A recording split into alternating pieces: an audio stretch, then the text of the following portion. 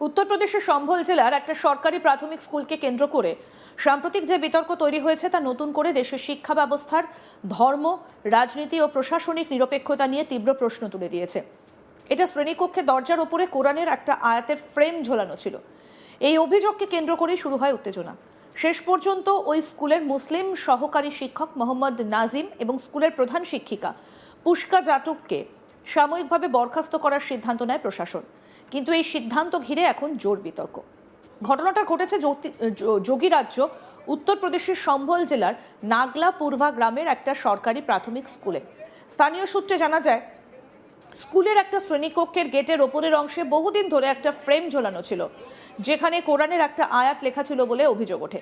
বিষয়টা নজরে আসে স্থানীয় কিছু হিন্দুত্ববাদী সংগঠনের। এরপরে বজরং দল এবং বিশ্ব হিন্দু পরিষদের কর্মীরা স্কুলে গিয়ে বিক্ষোভ দেখাতে শুরু করেন।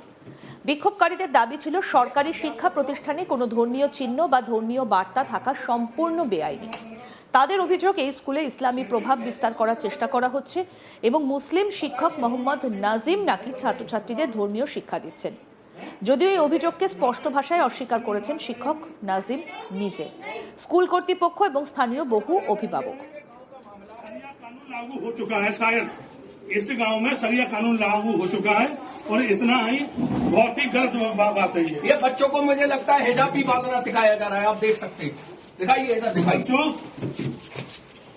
ये अध्यापक लोग इस तरीके से फैला रहे हैं। अध्यापक लोग आपसे ये कहते हैं कि नमाज पढ़े, कहते हैं तुमसे नमाज पढ़ो। बताइए, नहीं बताइए, बताओ बेटा। कहते हैं यहाँ पे स्कूल में नमाज पढ़ाई जाती है और योगी मोदी के फोटो को दबा के रखा जा रहा है यहाँ। ये योगी की सरकार में इस तरीके का दबा के रखा जा रहा है यहाँ। ये योगी की सरकार में इस तरीके का संभल के ये খবর পাওয়ার পর বজরং দল ও বিশ্ব হিন্দু পরিষদের কর্মীরা দল বেঁধে স্কুলে পৌঁছন। প্রত্যক্ষদর্শীদের মতে তারা স্কুলে ঢুকে একের পর এক শ্রেণীকক্ষ ঘুরে দেখেন, বোর্ডে কি লেখা আছে, বই খাতা পরীক্ষা করেন। এই ঘটনার ভিডিও দ্রুত সোশ্যাল মিডিয়ায় ছড়িয়ে পড়ে। ভিডিওতে দেখা যায় কিছু ব্যক্তি শিক্ষকদের সামনে দাঁড়িয়ে প্রশ্ন করছেন এবং স্কুলকে মাদ্রাসা বানানোর অভিযোগ তুলেছেন। এই পরিস্থিতিতে আতঙ্কিত হয়ে পড়েন স্কুলের শিক্ষক এবং পড়ুয়ারা। অনেক ছোট ছোট ছাত্রছাত্রী ভয় পেয়ে কান্নায় ভেঙে পড়ে বলে স্থানীয় সূত্রের দাবি। পরে পরিস্থিতি সামাল দিতে পুলিশ ঘটনাস্থলে পৌঁছয়। পুলিশের উপস্থিতিতে শেষ পর্যন্ত শ্রেণীকক্ষের দরজার ওপরে ঝোলানো ওই আয়াতের ফ্রেমটা নামিয়ে দেওয়া হয়। ঘটনার খবর পৌঁছয় জেলার প্রাথমিক শিক্ষা দফতরে। প্রাথমিক শিক্ষা আধিকারিক আলাকা শর্মা বিষয়টা গুরুত্ব দিয়ে দেখার নির্দেশ দেন এবং একটা অভ্যন্তরীণ তদন্ত শুরুর কথা ঘোষণা করেন। কিন্তু তদন্তের ফলাফল আসার আগেই নেওয়া হয় বড় সিদ্ধান্ত। कहते हैं तुमसे नमाज पढ़ो। बताइए, नहीं बताइए, बताओ। সহকারী শিক্ষক মোহাম্মদ নাজিম এবং প্রধান শিক্ষিকা পুষ্পা জাটককে সাময়িকভাবে বরখাস্ত করা হয়। প্রশাসনের পক্ষ থেকে জানানো হয়, সরকারি স্কুলে ধর্মীয় নিরপেক্ষতা বজায় রাখা বাধ্যতামূলক। তদন্ত শেষ না হওয়া পর্যন্ত দুই শিক্ষককে দায়িত্ব থেকে সরিয়ে রাখা হয়েছে, যাতে তদন্ত প্রক্রিয়া প্রভাবিত না হয়। তবে প্রশাসনের এই দ্রুত সিদ্ধান্ত নিয়েই শুরু হয়েছে বিতর্ক। স্থানীয় বাসিন্দা, অভিভাবক এবং শিক্ষা মহলের একাংশের প্রশ্ন, তদন্ত শেষ হওয়ার আগেই কেন এই তড়িঘড়ি বরখাস্তের সিদ্ধান্ত নেওয়া হলো? তাদের অভিযোগ, এই সিদ্ধান্তের পেছনে চাপের রাজনীতি কাজ করেছে। স্থানীয় এক অভিভাবক বলেন, আমাদের বাচ্চারা এখানে পড়ে, কোনোদিনই ইসলামী শিক্ষা দেওয়া হয়নি। শিক্ষক নাজিম খুব ভালো মানুষ, নিয়ম মেনেই পড়ান, শুধু তিনি মুসলিম বলেই কি তাকে নিশানা করা হলো? योगी मोदी के फोटो को दबा के रखा जा रहा है यहाँ। ये योगी की सरकार में इस तरीके का दबा के रखा जा रहा है यहाँ। ये योगी की सरकार में इस तरीके का संभल के ये क्षेत्र की सरकार में इस तरीके का संभल के और योगी मोदी के फोटो को दबा के रखा जा रहा है यहाँ। ये योगी की सरकार में इस तरीके का दबा के रखा जा रहा है यहाँ। ये योगी की सरकार में इस तरीके का संभल के ये क्षेत्र की सरकार में इस तरीके का संभल के देख सकते हैं, दिखाइए इधर दिखाइए। ये अध्यापक लोग इस तरीके से फैला रहे हैं।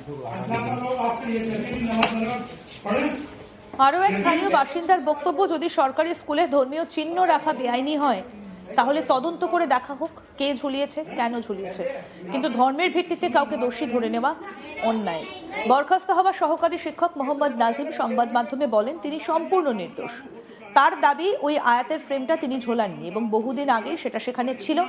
তিনি কখনো ছাত্রছাত্রীদের ধর্মীয় শিক্ষা দেননি এবং পাঠ্যক্রমের বাইরে কিছু শেখাননি। তিনি বলেন, আমি একজন শিক্ষক, আমার কাজ বাচ্চাদের পড়ানো, আমি আমার ধর্ম স্কুলে নিয়ে আসিনি, কিন্তু আমাকে শুধুমাত্র মুসলিম পরিচয়ের জন্য অপরাধী বানানো হচ্ছে। স্কুলের প্রধান শিক্ষিকা পুষ্পা যাটবও একই সুরে কথা বলেছেন। তার দাবি, বিষয়টি নিয়ে আগে কখনো কোনো অভিযোগ ওঠেনি। তিনি বলেন, স্কুলে বহু বছর ধরে নানা পোস্টার, চার্ট, নৈতিক শিক্ষার বার্তা ঝোলানো থাকে। কেউ যদি ভুল করে বা অজান্তে কোনো কিছু লাগিয়ে থাকে, তার জন্য পুরো স্কুলকে সাম্প্রদায়িক রং দেওয়া ঠিক নয়। এই ঘটনা কোনো বিচ্ছিন্ন ঘটনা নয় বলেই মনে করছেন বিশ্লেষকদের একাংশ। সাম্প্রতিক বছরগুলিতে উত্তরপ্রদেশ সহ দেশের বিভিন্ন প্রান্তে শিক্ষা প্রতিষ্ঠানকে ঘিরে ধর্মীয় বিতর্ক বেড়েছে। কখনো পোশাক, কখনো প্রার্থনা, কখনো আবার দেওয়ালে লেখা কোনো বাক্য, এসবকে কেন্দ্র করে উত্তেজনা তৈরি হচ্ছে। সংবিধান অনুযায়ী ভারত একটা ধর্মনিরপেক্ষ রাষ্ট্র। সরকারি শিক্ষা প্রতিষ্ঠানগুলোর দায়িত্ব সকল ধর্মের ছাত্রছাত্রীদের জন্য সমান এবং নিরাপদ পরিবেশ তৈরি করা। কিন্তু বাস্তবে সেই নিরপেক্ষতা কতটা বজায় থাকছে তা নিয়ে প্রশ্ন উঠেছে বারবার। এই ঘটনার প্রভাব পড়ছে স্কুলের পড়ুয়াদের ওপরেও। অনেক অভিভাবক আশঙ্কা প্রকাশ করছেন, এভাবে যদি স্কুল রাজনীতির ও সাম্প্রদায়িক টানাপোড়েনের কেন্দ্রবিন্দু হয়ে ওঠে, তাহলে শিশুদের মানসিক বিকাশ ক্ষতিগ্রস্ত হবে।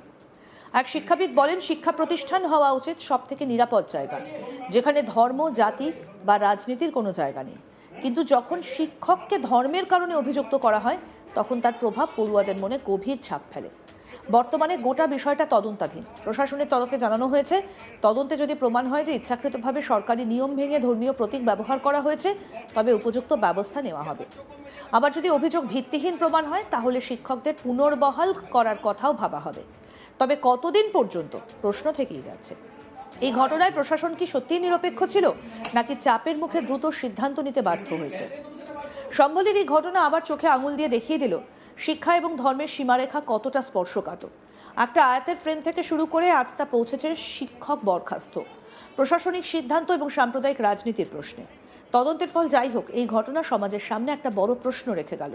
আমরা কি আমাদের শিক্ষা প্রতিষ্ঠানগুলোকে সত্যিই রাজনীতি এবং সাম্প্রদায়িকতার ঊর্ধ্বে রাখতে পারছি, নাকি প্রতিটা ছোট ঘটনাই বড় বিভাজনের কারণ হয়ে উঠছে? এই প্রশ্নের উত্তরই হয়তো ঠিক করে দেবে ভবিষ্যতে আমাদের স্কুলগুলো কেমন হবে, জ্ঞানচর্চার নিরাপদ জায়গা নাকি বিতর্ক আর বিভেদের নতুন ময়দান। দেখুন ভিডিও। आगे रखा जा रहा है यहाँ। ये योगी की सरकार में इस तरीके का संभल के ये फतेहगढ़ क्षेत्र की सरकार में इस तरीके का संभल के दे सकते। दिखाइए, इधर दिखाइए। ये अध्यापक लोग इस तरीके से फैला रहे हैं।